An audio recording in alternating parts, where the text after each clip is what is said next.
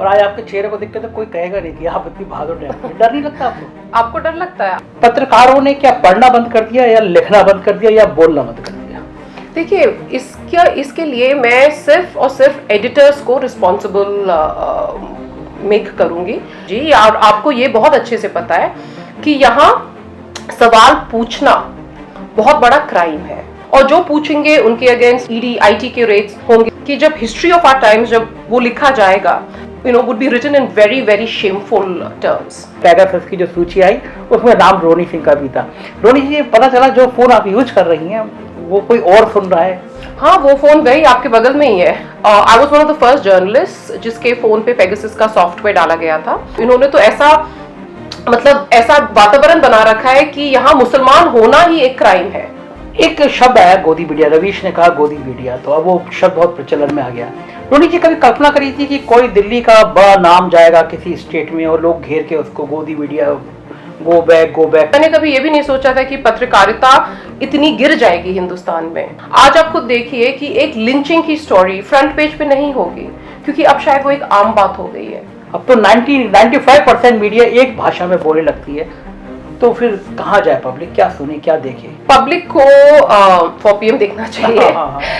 तो मैं रवीश की उस बात से 100% सहमत हूँ कि टेलीविजन चैनल्स नहीं देखना चाहिए, टीवी तो बंद कर देना चाहिए, क्योंकि टीवी में न्यूज आपको नहीं मिलेगा। नमस्कार, मैं हूं संजय शर्मा, आप देख रहे हैं 4PM न्यूज नेटवर्क। मैं अभी सारे अपने दर्शकों से एक बड़ी मजेदार बात करना चाहता हूं। आप लोग मुझे कमेंट करते हैं, कभी कभी मुझे पर्सनल मैसेज जो मेरे मित्र हैं कहते हैं तुम्हारे अंदर बड़ी हिम्मत है। तो मैं भी हंस के कहता हूँ अरे भाई सब ठीक है, सब ठीक है। लेकिन अगर मैं कहूँ कि आप मेरा अगर हिम्मत का पैमाना आप तोलेंगे तो वो 1 रुपये में 5 पैसे भी नहीं होगा। कुछ पत्रकारों की इतनी हिम्मत होती है। तो आप चूंकि मैं आपको पसंद आता हूँ तो आपको यकीन नहीं होगा, लेकिन आज मैं आपको उस शख्सियत से मिलवाऊंगा जिससे बात करके आप ये कहेंगे वाकई में संजय शर्मा जी, आपकी हिम्मत तो इनसे बहुत कम है। आप सोचिए, देश के कोई ऐसी पत्रकार हो जो पहली बार खुलासा करे कि रॉबर्ट वाड्रा जमीन के स्कैंडल में शामिल है और पूरी देश की राजनीति बदल जाए, भारतीय जनता पार्टी दामाद जी की सीडी जारी कर दे। वही पत्रकार जो उत्तर प्रदेश की राज्यपाल है आनंदीबेन पटेल जी की, इनकी बेटी के एक स्कैंडल को छाप दे और आनंदीबेन पटेल को गुजरात के मुख्यमंत्री पद को छोड़ना पड़े। रुकिए, ये तो एक लंबा सिलसिला है। ऐसी कई खबरों का लंबा सिलसिला है उस पत्रकार का। सबसे बड़ा धमाका ये, आपने एक खबर पढ़ी होगी, देश के गृह मंत्री के बेटे जय शाह की संपत्ति बढ़ गई। उस खबर ने पूरी दुनिया में भूचाल मचा दिया था। जी हाँ, ये खबर भी उसी पत्रकार ने लिखी। पहचान गए ना आप? मैं बड़ा खुश होता हूँ कि मेरे को 42,000 लोग ट्विटर पे सब्सक्राइब करते हैं, लेकिन सोचिए लगभग 10 लाख लोग जिस पत्रकार को ट्विटर पे सब फॉलो करते हो, जिसके एक ट्वीट पे देश की राजनीति में उठल पटल होती हो, ब्यूरोक्रेसी हिल जाती हो, इतनी बहादुर पत्रकार अगर किसी के दफ्तर में आए तो उस पत्रकार को कितनी खुशी होती है ना। आज मेरे चेहरे पे भी वो खुशी दिख रही होगी आपको, क्योंकि वो पत्रकार रोनी सिंह मेरे आज दफ्तर में। हाँ, रोनी सिंह जी, शुक्रिया। Thank you Sanjay ji. मैं बड़ा खुश हूँ। मतलब मैंने आज बताया दर्शकों की, मुझे समझा मैं ही हिम्मती हूँ, लेकिन आपको देखकर और आज आपके चेहरे को देखकर तो कोई कहेगा नहीं कि आप इतनी बहादुर हैं। डर नहीं लगता आपको? आपको डर लगता है? आप यूपी में लखनऊ में बैठे हो, आप रोज योगी जी और उनके ब्यूरोक्रेट्स के अगेंस्ट इतना सारा आप लिखते हो, and may be one of the very few people जो लखनऊ में रह के ये सब कर रहे हैं, तो आपको डर नहीं लगता? ये सवाल मैं आपसे पूछना चाहती हूँ। अच्छा, एक्चुअली बताऊँ, मैं जब लगना शुरू हुआ ना तब तक मेरे को आपको पढ़ना शुरू कर दिया तो मेरे डर का तापमान कम हो गया। मुझे लगा जब देश में इतने बहादुर टाइप किया तो मुझे डरना कम चाहिए। लेकिन रोनी जी, बहुत बड़ी आपने वो स्कैंडल खोले हैं जिसने देश की राजनीति को प्रभावित किया, लेकिन पत्रकारिता का ये दौर इस दौर में ख़त्म क्यों हो गया? अब हम कहीं वो ऐसी स्टोरी नहीं देख रहे, सालों से नहीं देखी स्टोरी जो पूरी पॉलिटिकल सिस्टम को हिलाती हो। पत्रकारों ने क्या पढ़ना बंद कर दिया, या लिखना बंद कर दिया, या बोलना बंद कर दिया? देखिए, इसके लिए मैं सिर्फ और सिर्फ एडिटर्स को रिस्पॉन्सिबल मेक करूंगी, क्योंकि जैसे 4PM आप चलाते हैं, आप एडिटर हैं 4PM के, 4PM सब छाप रहा है। आप भी चाहें तो जब आपके रिपोर्टर स्टोरीज लेके आते हैं, आप उस स्टोरीज को दबा सकते हो, कहीं कहीं डील्स भी कर सकते हो, नेगोशिएशन कर सकते हो विद पावरफुल पीपल, चाहे इंडस्ट्रियलिस्ट हो या भारत के सबसे ताकतवर लोगों के साथ आप भी डील कर सकते हो, लेकिन आप करते नहीं हो। क्या हुआ है कि ज़्यादातर, क्योंकि मैं दिल्ली में काम करती हूँ और दिल्ली मीडिया से मैं बहुत अच्छी तरीके से वाकिफ़ हूँ, मुझे पता है एडिटर्स क्या कर रहे हैं। बहुतों ने डील कर रखी है, कुछ एडिटर्स को राज्यसभा जाना है, और बहुत कुछ एडिटर्स ये भी हैं जो डर के कारण अब वो स्टोरीज नहीं छाप रहे हैं। मैं अपने प्रीवियस ऑर्गेनाइजेशन के बारे में कुछ नहीं बोलना चाहती हूँ, it was a very good place that give me many opportunities, but आप वो न्यूज़पेपर्स भी उठा के आप देख लो, आप देख लीजिए 2014 के पहले times of India, economic times क्या छापता था, और 2014 के बाद same editors, same newspapers, same reporters, उन्होंने क्यों छापना बंद कर दिया है? क्योंकि आज हम जिस सिचुएशन में है संजय जी, और आपको ये बहुत अच्छे से पता है कि यहाँ सवाल पूछना बहुत बड़ा क्राइम है, तो हम सरकार से सवाल पूछ नहीं सकते हैं, और जो पूछेंगे उनके अगेंस्ट ईडी आईटी के रेट्स होंगे, जैसे हमने देखा न्यूज़ क्लिक के साथ हुआ, या बहुतों के अगेंस्ट फेक एफआईआर यूपी में कितना होता था अवनीश अवस्थी जी के टाइम पे, ये तो मैं खुल के बोल रही हूँ। बहुत सारे रिपोर्टर्स जिन्होंने जैसे नमक रोटी पे स्टोरी करी, उनको उनके अगेंस्ट एफआईआर हुआ, तो एक डर का माहौल है, and journalist have been told to toe the line. आपने कहा दिल्ली की मीडिया, लेकिन हम देख रहे हैं कि दिल्ली तो नहीं कि नोएडा मीडिया, नोएडा चैनल, आप कभी कोई ट्वीट पे लिखती हुई नोएडा चैनल, इन नोएडा चैनल को दिन भर, और खास तौर से अंबानी जी के चैनल, मैं तो रोनी जी उनके वो थंबनेल देखता हूँ कि ऐसा लगता है कि अगर कहीं हिंसा ना हो रही हो, दंगा ना हो रहा, हिंदू मुसलमान, इनको अपने ऊपर घिन नहीं आती कभी? नहीं, मुझे नहीं लगता इनको घिन आती है, और मेरे को एक चीज जो इससे ज्यादा अस्टॉनिशिंग लगती है कि ये लोग अपने आप को अब जर्नलिस्ट भी समझते हैं। ये सोचते हैं ये पत्रकार हैं, ये दिन भर झूठ फैलाते रहते हैं। अच्छा ठीक है, आप छोड़िए सरकार की, इनको जितनी चापलूसी करनी है, मे बी उनको लगता है चापलूसी करना ही, चाटुकारिता ही पत्रकारिता है, लेकिन वो होता नहीं है। सरकार से तो ये सवाल पूछते नहीं है, लेकिन अब ये नॉर्मल लोगों को भी डिमोनाइज करने लगे हैं, हिंदू मुस्लिम। कोई भी इस गवर्नमेंट का क्रिटिक हो, अगर एक मुसलमान हो जिसने इस गवर्नमेंट को क्रिटिसाइज करा, चाहे वो एक एक्टर हो या एक ऑर्डिनरी जर्नलिस्ट हो, सिद्दीक कप्पन की तरह, कप्पन को देखा था, तो उनके अगेंस्ट एक पूरा कैंपेन ये लोग चलाते हैं। और जो आप बोल रहे हैं कि ये हिंदू मुस्लिम इतना होता है, ये सिर्फ और सिर्फ हिंदू मुस्लिम करते हैं। और इसीलिए मुझे लगता है कि जब हिस्ट्री ऑफ आवर टाइम्स जब वो लिखा जाएगा, the role of Noida anchors would would be written in very very shameful terms. माफी चाहूंगा दर्शकों से, एक बात और बताना भूल गया। आपने सुना होगा पेगासस का जासूसी कांड, कुछ पत्रकारों के, कुछ व्यापारियों के, कुछ नेताओं के फोन में पेगासस सॉफ्टवेयर का इस्तेमाल किया गया। तो ये मोहतरमा जो हैं, इनका फोन में भी पेगासस की डाला गया, जो करोड़ों रुपए का सॉफ्टवेयर होता है। पेगासस की जो सूची आई उसमें नाम रोनी सिंह का भी था। रोनी जी, पता चला जो फोन आप यूज कर रही हैं वो कोई और सुन रहा है? हाँ, वो फोन वही आपके बगल में ही है। तो आपकी जो आप चार्ज कर रहे हैं, तो ये फोन शायद may be not any more, I think वो बंद कर दिया है सरकार ने, जो हमको जानकारी आई। और आई थिंक वो कंपनी जो पेगासस सॉफ्टवेयर बेच रही थी, आई थिंक उसके भी बहुत लीगल इश्यूज हो गए ग्लोबली, क्योंकि बहुत सारी गवर्नमेंट्स ने और कंपनीज ने, for example like Apple, I think वो उनको सू कर रहे हैं। तो हाँ, ये जानकारी मुझे भी मिली थी कि मेरे फ़ोन में पेगासस का सॉफ्टवेयर, और मैं ये समझ नहीं पा रही थी, और मैं अभी तक नहीं समझ सकती हूँ कि कौन पत्रकारों पे इतना सारा पैसा खर्च करेगा। हमारी सब बातें आइदर ट्विटर पे सार्वजनिक हो जाती हैं, या हम उस पर स्टोरीज कर देते हैं। पत्रकार कुछ सीक्रेट्स नहीं रखते हैं, जो अगर किसी को जानना है कि हमारे पास क्या खुफिया जानकारी है। हाँ, लेकिन यही होता है कि हमें डराने के लिए कि आप हमारे कोई पर्सनल डिटेल्स ले आओ, हमारी कोई पर्सनल फोटोग्राफ्स, क्योंकि पेगासस का सॉफ्टवेयर यही सब करता है, आपके फोटोग्राफ्स, आप कहीं भी, आप किसी चेंजिंग रूम में हो तभी भी फोन का वीडियो ऑन है, तो as a women privacy becomes a very big issue.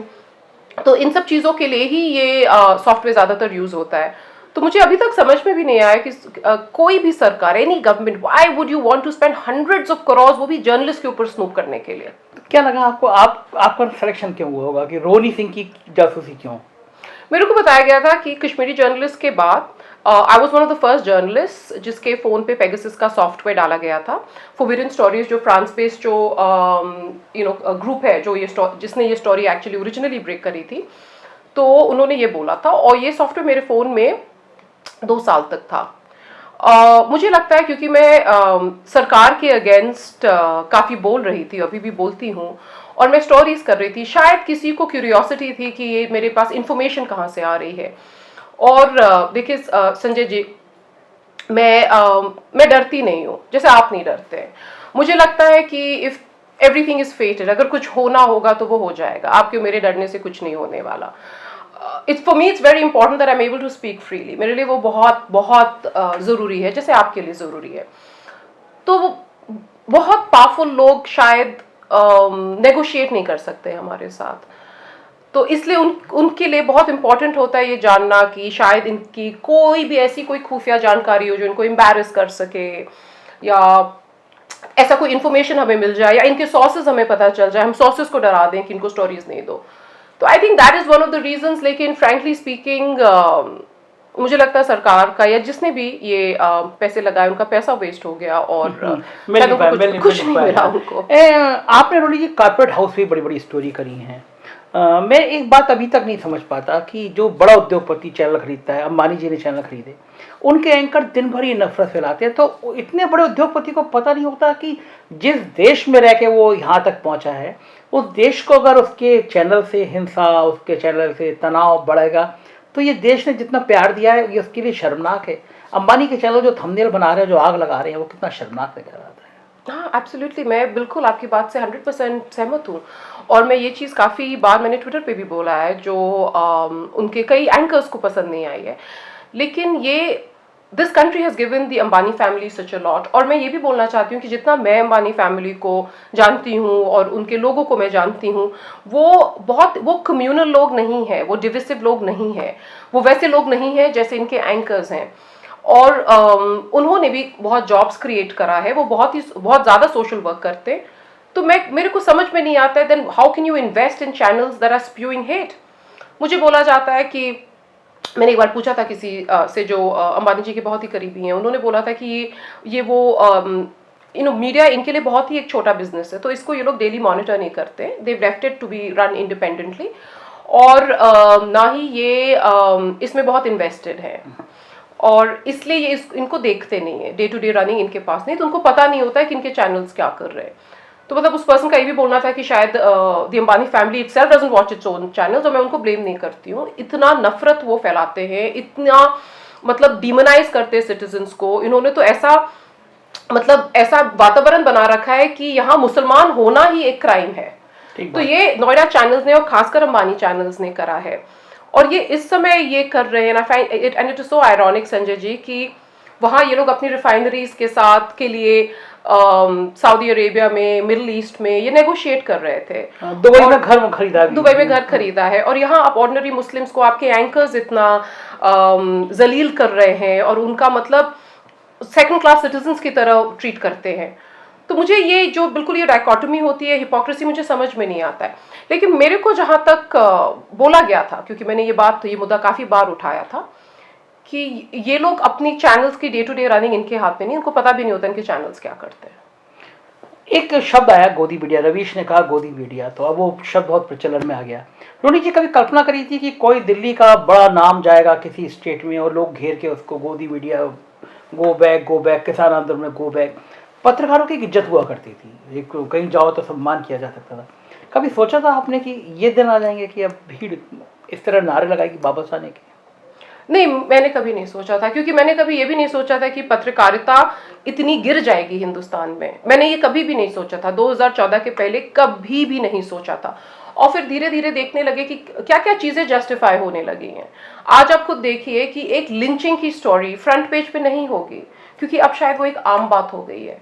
आज जिस तरीके की चीज़ें होती है कि एक मुसलमान आदमी को आपने ह्यूमिलिएट करा या कोई नमाज पढ़ा, उसका वीडियो हॉस्पिटल में उसका वीडियो बना के आप ऐसे बिहेव कर रहे हैं एज इफ सबसे बड़ा क्राइम कमिट हो गया है हिंदुस्तान में कि how dare somebody pray, right. तो हमने जो ये सब चीज़ें जब क्रिमिनलाइज हम करने लगे, तो वो ऑब्वियस, वो कौन कर रहा है? वो तो मीडिया ही कर रही है। कोई पॉलिटिशियन आके मतलब अगर कोई इस तरीके का स्टेटमेंट दे, तो मीडिया का जॉब होता है कि to question and to say that you are going against the constitution of this country. लेकिन media itself is going against the constitution of this country. तो जब मीडिया ही मीडिया नहीं रहेगी, तो ऑब्वियसली ये जाहिर सी बात है कि ऑर्डिनरी पीपल जो अफेक्ट हो रहे हैं उनके रिपोर्टिंग से, वो उसको प्रोटेस्ट करेंगे। लेकिन मैंने कभी भी नहीं सोचा था कि ये ऐसी स्थिति आएगी हिंदुस्तान में कभी। जनता का सरोकार होता है मीडिया से, जनता सोचती है कि उसकी बात करेगी, लेकिन जनता को जब सुबह से शाम तक लगभग अब तो 95% मीडिया एक भाषा में बोलने लगती है, तो फिर कहाँ जाए पब्लिक, क्या सुने क्या देखे? पब्लिक को 4PM देखना चाहिए। हाँ। और बहुत सारे लोग हैं, जैसे मेरे मित्र अभिसार शर्मा और अजीत अंजुम जी और साक्षी जोशी, और अभी तो रवीश का भी आने वाला है। तो मैं रवीश की उस बात से 100% सहमत हूँ कि टेलीविजन चैनल्स नहीं देखना चाहिए, टीवी तो बंद कर देना चाहिए, क्योंकि टीवी में न्यूज आपको नहीं मिलेगा। आपको सिर्फ अगर आप अपना खून जलाना है, ब्लड प्रेशर इंक्रीज करना है, और नफरत, if you want to consume hate, फिर आप नोएडा चैनल्स देखिए। और अखबारों में भी आजकल चीजें नहीं हैं, हाँ, लेकिन ऑनलाइन बहुत सारे डिजिटल वेबसाइट्स है, पब्लिकेशंस है जो अच्छी स्टोरीज कर रही है। मैं ये नहीं बोल रही हूँ कि हर story has to be some scandal of the government that you're exposing, लेकिन बहुत सारी स्टोरीज होती हैं, जैसे सरकार के जो आंकड़े आते हैं, अनएम्प्लॉयमेंट एक्सेट्रा, उन सब वो सब रिपोर्टिंग भी नहीं हो रही है। तो वो सब चीजें सिर्फ और सिर्फ मुझे लगता है डिजिटल प्लेटफॉर्म्स में होती हैं, तो मुझे लगता है जनता को वहां जाना चाहिए। आखिरी सवाल, क्या उम्मीद है कि देश की जनता के गुस्से को देखते हुए ये गोदी मीडिया, ये नोएडा चैनल बदलाव करेंगे? नहीं, मुझे नहीं उम्मीद है, क्योंकि मुझे नहीं लगता है कि नोएडा चैनल्स को कोई फर्क पड़ता है कि ऑर्डिनरी सिटीजन्स उनके बारे में क्या सोच रहे हैं। उनको जो इंस्ट्रक्शंस मिलते हैं वो वही करते हैं। लेकिन हाँ, बदलाव तभी आएगा अगर कभी भी सरकार बदली, तो नोएडा चैनल्स और उनके सेठ बहुत ही इंटेलिजेंट है, तो उनको पता चल जाएगा कि शायद अभी इस समय अब सेक्युलर होने का थोड़ा हमें ड्रामा करना चाहिए, तो वो थोड़ा सेक्युलर हो जाएंगे, तो वैसे ही बदलाव आएगा। तो आप कहना चाहते कुछ दिनों बाद हम अमन चोपड़ा, अमीश देवगन, रूप कल्याण, आप इनको 2014 के पहले वाले वीडियोस क्यों नहीं देखते हैं? 2-3 एंकर्स के तो ट्वीट्स भी हैं काफी, मतलब पब्लिक पोजीशंस उन्होंने काफी चीजों पे ली हैं। आप इंडिया टुडे का देख लीजिए, उन्होंने तो एक जो एंकर उनके साथ अभी है, उन्होंने तो उनके ऊपर स्टोरी भी करी थी जब वो 100 करोड़ का वो स्टिंग आया था, वो वीडियो आया था बाहर, तो इंडिया टुडे ने खुद करा था, और आज इंडिया टुडे ने उसी एंकर को रखा है, तो आज तक ने। तो आप ये सोचिए कि 2014 के पहले ये लोग कहाँ थे, अब कहाँ हैं, और कभी भी अगर सरकार बदली तो फिर चेंज हो जाएंगे, तो फिर चेंज हो जाएंगे। ये गोदी मीडिया का सच है, यही गोदी मीडिया, इसको एस्टैब्लिशमेंट मीडिया बोलते हैं। शुक्रिया रोनी जी, आपने अपना समय दिया, थैंक यू। यू। देख रहे थे आप रोनी को, और आपने सुना खरी खरी साफ साफ, इतनी तेज बात करने वाला, इतनी बहादुर पत्रकार। एक्चुअल में अगर आप समझना चाहते हैं कि देश की मीडिया क्या है, तो आपको रोहनी जैसे लोग देखने चाहिए, ट्विटर पर फॉलो करना चाहिए, पढ़ना चाहिए कि आखिर में आपकी बात कहने वाले देश में लोग बचे कितने हैं। तो जैसे आप लोग कैंपेन चलाते हैं सेव द टाइगर, ऐसी कैंपेन चलाइए रोहनी जैसे बहादुरों को वेलकम करने की। शुक्रिया, बताइएगा अपनी राय, कैसा लगा आपको ये वीडियो। Thank you.